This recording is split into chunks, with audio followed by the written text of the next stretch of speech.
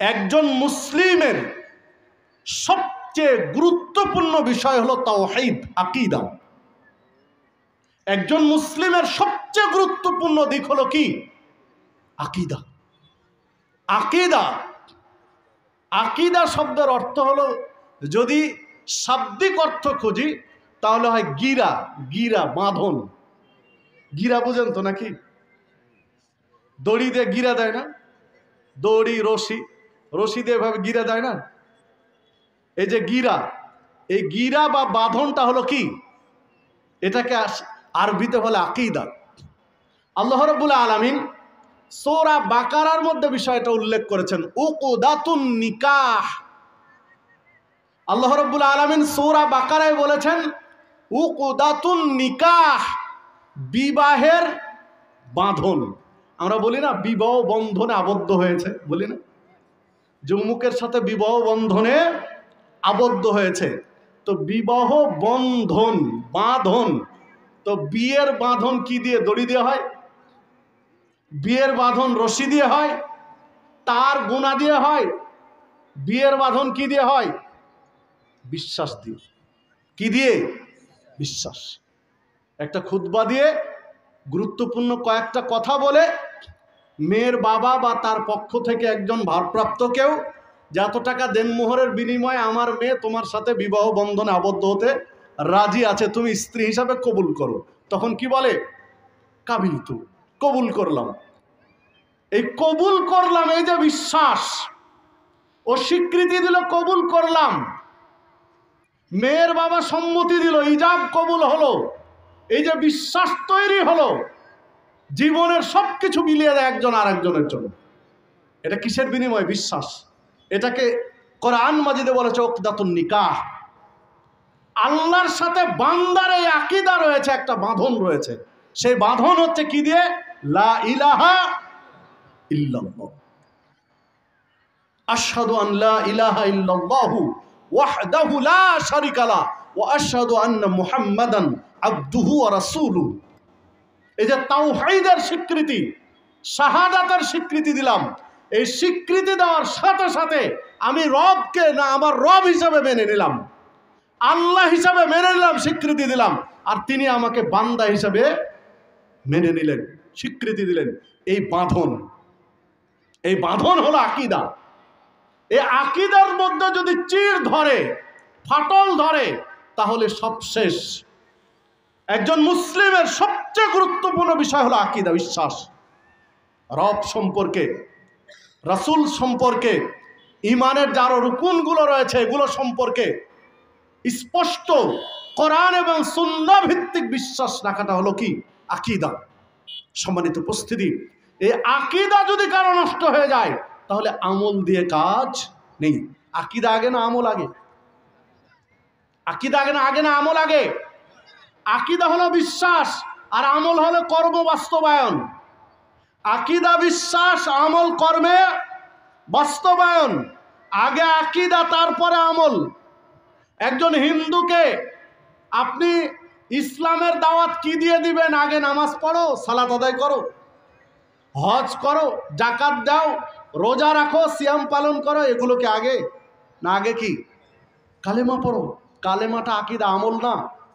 আমল হলো সালাত, আমল হলো সিয়াম, আমল হলো হজ, আমল হলো যাকাত। কালেমা হলো আকীদা, কালেমায়ে শাহাদাত হলো আকীদা। আগে বিশ্বাস করো আল্লাহ ব্যতীত হক কোনো মাবুদ নেই। সাক্ষী দাও যে আল্লাহ ব্যতীত হক কোনো মাবুদ নেই, তার কোনো শরীক নেই, তিনি একক অদ্বিতীয়।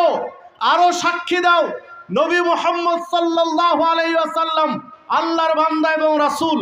এই স্বীকৃতি আগে দাও, তারপরে সালাত পড়ো, সিয়াম পালন করো, যাকাত দাও, হজ করো। মানে আমল পরে, আকীদা আগে।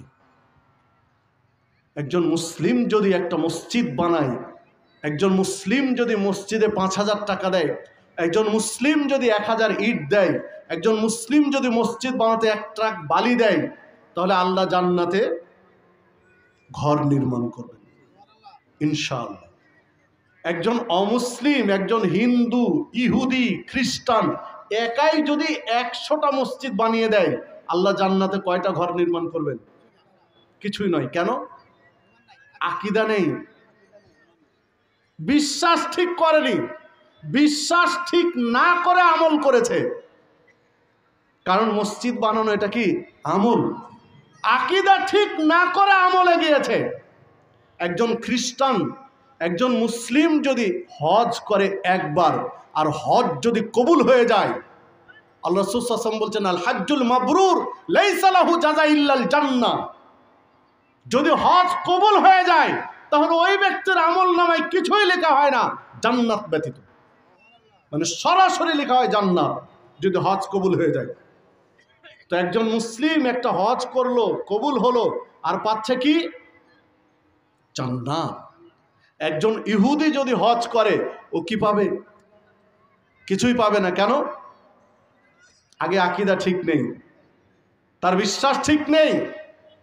দেখুন, কোন ব্যক্তি যদি একটা নফল সিয়াম পালন করে, মান সামা ইয়াওমান ফি সাবিলিল্লাহ বা'দা আল্লাহু ওয়াজহু আনিন নারে 70 খরিফা। আল্লাহ রাসূল সাল্লাল্লাহু আলাইহি ওয়াসাল্লাম বলছেন, কেউ একটা সিয়াম যদি আল্লাহর সন্তুষ্টির জন্য পালন করে, ওই ব্যক্তিকে আল্লাহ জাহান্নাম থেকে 70 বছরের রাস্তা দূরে রাখবেন। একটা সিয়াম, একটা রোজায় 70 বছরের রাস্তা জাহান্নাম থেকে দূরে রাখবেন একজন মুসলিম যদি পালন করে। একজন ইহুদি বা একজন খ্রিস্টান যদি 30টা সিয়াম পালন করে, তাহলে জাহান্নাম থেকে কত দূরে রাখা হবে? কিছু পাবে কি? কেন? আকীদা ঠিক নেই। তাহলে বোঝা গেল, আগে আকীদা, তারপরে আমল। আকীদা যদি নষ্ট করে দেওয়া যায় একজন মুসলিমের, তাহলে আর কোনো সমস্যা নেই, ওকে জান্নাতে নিয়ে যাওয়ার রাস্তা আর নেই, জাহান্নামের রাস্তা খোলা। ইল্লা মাশাআল্লাহ, ইল্লা মাশাআল্লাহ, ব্যতিক্রম কিছু যদি আল্লাহ কাউকে দেন ভিন্ন কথা। তাতে বোঝা যায় আকীদা নষ্ট হলে আল্লাহ জান্নাত দিবেন না, কারণ আকীদা আগে। অমুসলিমরা, ইহুদি খ্রিস্টান অমুসলিমরা মুসলিমদের আকীদা নষ্ট করার জন্য নানান ষড়যন্ত্র করেছে, আর আপনি আমি তাদের ওই ষড়যন্ত্রগুলো গিলে গিলে খাচ্ছি। আপনাকে আমাকে সালাত পড়তে বারণ করতে ওরা যায়নি, সিয়াম পালন করতে নিষেধ করতে আসেনি, হজ করতে নিষেধ করতে আসেনি, যাকাত দিতে নিষেধ করতে আসেনি, কিন্তু আপনার আমার আকীদাটা নষ্ট করেছে। যদি আকীদা নষ্ট করতে পারে তাহলে ঠিক আছে, মুসলিম তুমি হজ করো, সিয়াম পালন করো, যাকাত দাও, সালাত পড়ো, পরিশেষে যাও কোথায়? জাহান্নামে। আকীদা নষ্ট করেছে। আপনি দেখবেন কিভাবে আকীদা নষ্ট করেছে। আরো একটু আগে বলা ছিল যে ওয়াজ বাংলাদেশে 2 রকম ওয়াজ চলে, একটা সরকারি ওয়াজ আর একটা দরকারি ওয়াজ। সরকারি ওয়াজ সবাই খুশি থাকবে, আর দরকারি ওয়াজ কেউ খুশি হবে আর কারো একদম হৃদয় ছিদ্র হয়ে ঢুকে যাবে। তো ওয়াজ কোনটা দরকার আপনাদের দিকে? দরকারি। দেখুন, বাস্তবতায় দেখুন, মুসলিমদেরকে রাজনৈতিক ক্ষেত্রে শিরকি আকীদা ঢুকিয়ে দিয়ে তাদেরকে আকীদা নষ্ট করে জাহান্নামের খড়ি বানানোর পায়তারা করেছে মুসলিমরা। আল্লাহ রাব্বুল আলামিন বলছেন, আন্নাল কুওয়াতা লিল্লাহি জামিআ। ক্ষমতার চূড়ান্ত ক্ষমতার একমাত্র উৎস হলো আল্লাহ। আল্লাহ বলছেন এই কথা, চূড়ান্ত ক্ষমতার একমাত্র উৎস আল্লাহ। আর আপনি আমি সবাই প্রচার করছে কি? ক্ষমতার উৎসকে জনগণ। এটা শিখিয়েছে কারা? এই বুলি কাদের? ইংরেজদের। ইংরেজদের। আপনি বলবেন হ্যাঁ ঠিক আছে, সালাত পড়ি, আরে আমি সালাত পড়ি, হজ করি, যাকাত দেই, সিয়াম পালন করি, সব আছে, রাজনৈতিক ক্ষেত্রে এটা করি, কিন্তু ভাই আপনি যে বিশ্বাস করে আছেন জনগণই সার্বভৌম ক্ষমতার উৎস, এটা বিশ্বাস করে আছেন, কিন্তু সার্বভৌম ক্ষমতার উৎস কে? আল্লাহু আলা কুল্লি শাইইন কাদির। আল্লাহ হচ্ছেন সর্ববিষয়ে সর্বশক্তিশালী। এই জাতীয় আয়াত একাধিক জায়গায় কোরআন মাজিদে আল্লাহ রাব্বুল আলামিন বলেছেন, অথচ আপনার আমার মাথায় ঢুকিয়ে দিয়ে আকীদা নষ্ট করেছে। বুঝতে পেরেছেন কোথায় আঘাত দিয়েছে? এই এই এই স্লোগানগুলো কি মুসলিমের কোন গবেষণা? এগুলো কি কোনো মুসলিমের গবেষণা? অমুসলিমদের গবেষণা। অথচ এগুলো আমরা মুসলিমরাও পালন করছি, চেঞ্জ করতে পারি না কেন? বাংলাদেশের যারা যত মন্ত্রী আছে, সরকার দলীয় বিরোধী দলীয় নেতা যারা, সবাই মুসলিম না? অধিকাংশ মন্ত্রী মুসলিম না? তো এই স্লোগান চেঞ্জ করলে কি রাজনীতিতে কোনো সমস্যা আছে? এই স্লোগান চেঞ্জ করা যায় না, বা এই জাতীয় জিনিসগুলো এড়িয়ে যাওয়া যায় না? খুবই সহজ, শুধু মন মানসিকতার বিষয়। কিছু সমস্যা আসতে পারে, এগুলো সমাধান করা সম্ভব। আমরা মুসলিম ভাবে এগুলো ঢেলে সাজালে চাইলেই পারতে পারি। যারা দায়িত্বশীল আছেন তারা এগুলো পারেন, কিন্তু এগুলো করি না, কারণ এগুলোর পিছনে নানান সমস্যা আছে। এগুলো সুন্দরভাবে মুসলিমদের মাঝে থ্রো করে আকীদা চুরি করেছে, আকীদা নষ্ট করেছে। দেখুন, বাংলাদেশে 4 লক্ষাধিক মাজার আছে বর্তমানে। 3.5 থেকে 4 লক্ষের অধিক মাজার বাংলাদেশে আছে।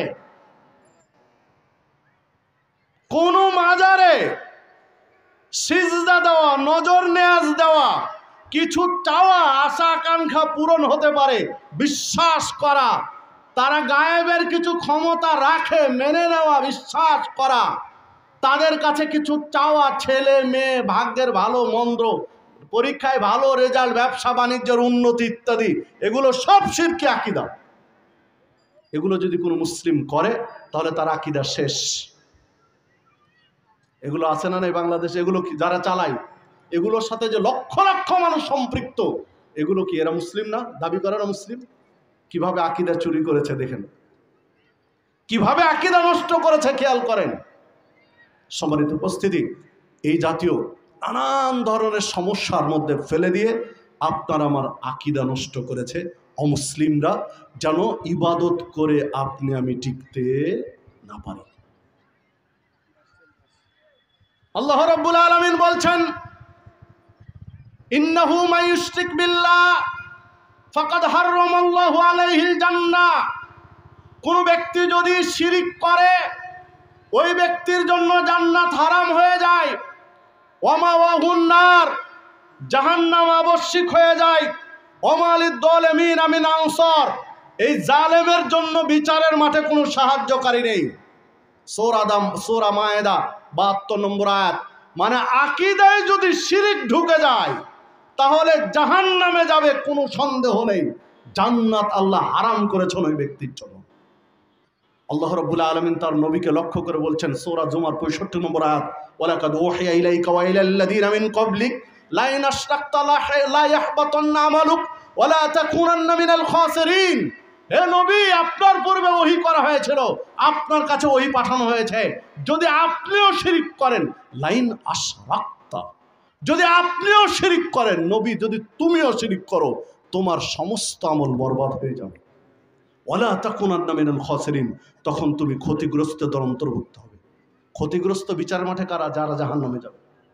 আপনি চিন্তা করতে পারেন যে আল্লাহ তার নবীকে কিভাবে সতর্ক করলেন, যে নবী তুমিও যদি শিরক করো, তুমিও যদি শিরকের সাথে আপোষ করো, তাহলে তোমার সব আমল শেষ। দেখুন, রাসূলুল্লাহ সাল্লাল্লাহু আলাইহি ওয়াসাল্লাম বলেছেন, মুআয রাদিয়াল্লাহু আনহুকে 10টি বিষয়ের উপদেশ দিয়েছিলেন।